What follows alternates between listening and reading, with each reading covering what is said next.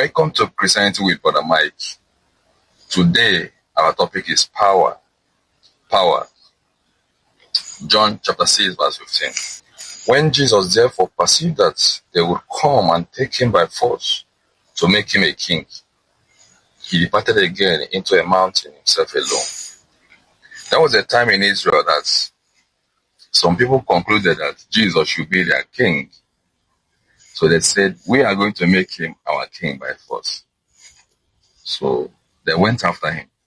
But Jesus ran to the mountain and hid himself because he had a clear assignment. So he did not say, because I'm a good person, let me go and become the king of Israel. He did not do that. And none of his apostles or disciples, practiced that or went that way. Matthew chapter 17, verse 25. What thinkest thou, Simon? Of whom do the kings of the earth take custom or tribute? Of their own children or of strangers? Peter said unto him, of strangers. Jesus said unto him, then are the children free. Notwithstanding, lest we should offend them, go down to the sea and cast an hook, and take up the fish that first come up. And when thou hast opened his mouth, thou shalt find a piece of money. That take it and give unto them.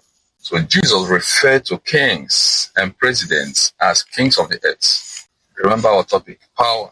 You cannot focus on two things at a spot. In the new covenant, Jesus is our king.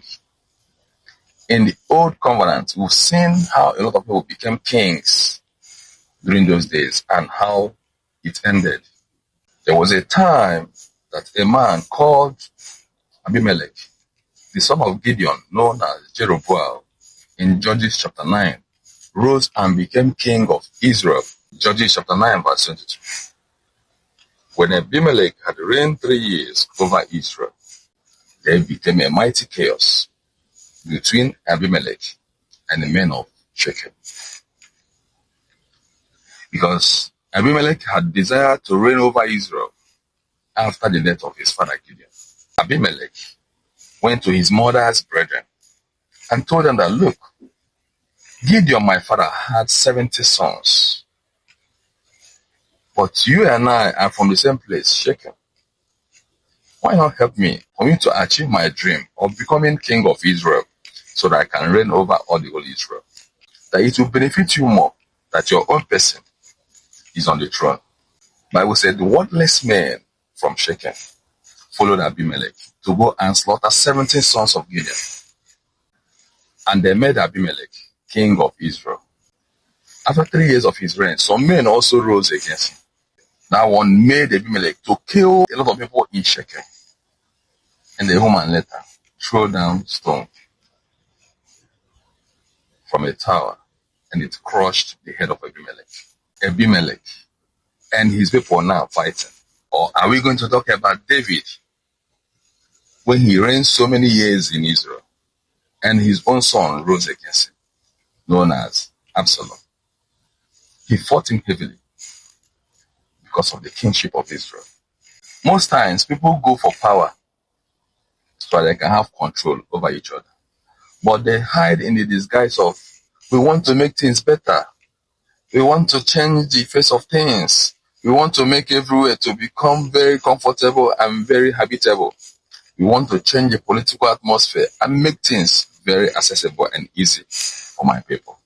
And mostly, their tribal men or their relations tend to support them because they believe that power will come to them. The kingship of Jesus Christ. The way he lived his life here and the way he maintained his goodness and the way he did his good works and made you and I kings. But if there is a physical king, the Bible says we should respect them and pay every tribute according to Romans 13. Whosoever therefore resists the power, resists the ordinance of God, just like Jesus told Peter. Let's pay them their tax so that we will not offend them. Once you continue being a good person and a good citizen, you won't have any issue with any leader in power. But what happened is that the kind of leader that God wants us to have cannot exist here. In the history of Israel, Abimelech was the first king of Israel, but he is not recognized because of how he got himself into throne. by killing 70 of his brothers. So when Israelites officially demanded for king in 1 Samuel, God resisted, and Samuel also resisted. But they continue persuading that they want to have king just like every other nation. God now told Samuel, look, of what will befall them. There are kings, he's going to take over their lands, he's going to seize their properties, he's going to tax them. They said that they are ready for all those things. So it is in the nature of kings to take possessions, to take taxes. We believers have a spiritual king that will look to us, that directs our steps, that directs our behavior, that makes us to behave well, that makes us to be the light of the world. A king that his reign has no end. Do not participate in the kingship of this world that is full of selfishness and servitude, but go ahead and pay their taxes and tributes. Notwithstanding, we will continue being the light that shine in darkness, so that our paths always make a way for others. See you next time when I bring God's word to you in presence with Brother Mike. Bye for now.